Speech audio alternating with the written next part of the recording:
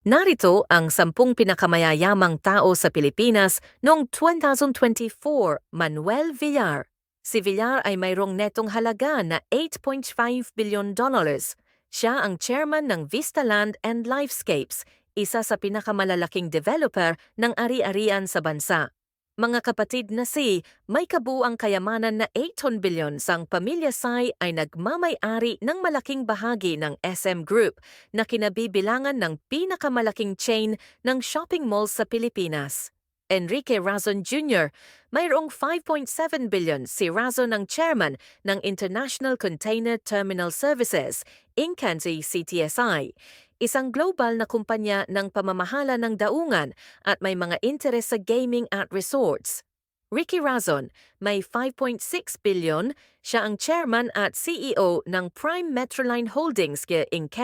na nangangasiwa sa kanyang mga pamumuhunan sa iba't ibang industriya, kabilang ang mga daungan at gaming. Jaime Zobel de Ayala at pamilya, may pinagsamang yaman na $3.6 billion, karamihan mula sa Ayala Corporation, isa sa pinakamatandang at pinakamalalaking conglomerate sa bansa.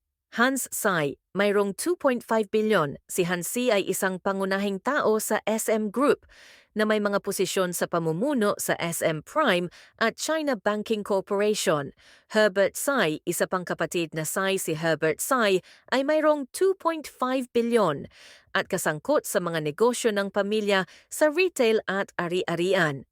Andrew Tan, ang kayamanan ni Tan ay 2.4 billion, karamihan mula sa kanyang mga hawak sa Alliance Global Group, isang conglomerate na may mga interes sa real estate, pagkain at inumin at gaming. Lucio Tan, mayroong 2.2 billion. Si Lucio Tan ay isang kilalang tao sa negosyo sa Pilipinas na may mga interes mula sa tabako hanggang sa bangko at airlines.